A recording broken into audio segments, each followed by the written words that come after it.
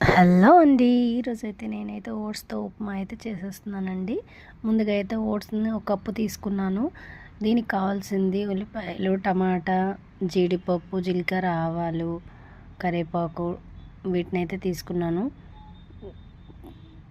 పొయ్యి మీద గిన్నె పెట్టేసుకొని అందులో అయితే వీటినైతే ఆయిల్ వేసి వేయించేసుకున్నాను.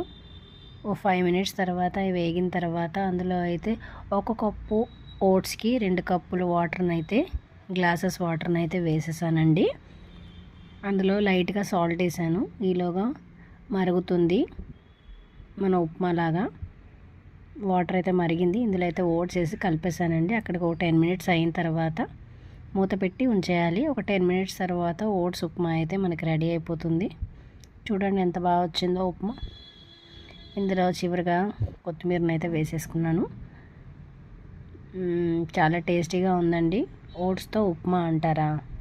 ఓట్స్తో ఉప్మానే అండి. ఓట్స్ తినడమే గొప్ప, ఇంకా ఓట్స్తో ఉప్మా ఒకటి అంటారా?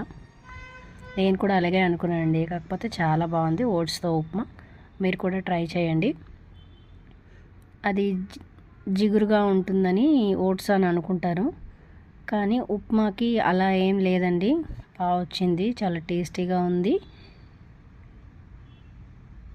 హెల్దీ కూడా. మీరు కూడా తప్పకుండా ట్రై చేయండి.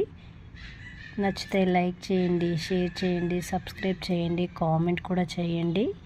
మీరు కూడా తప్పకుండా ట్రై అయితే చేయండి. ఓట్స్ ఉప్మా చాలా బాగుంది.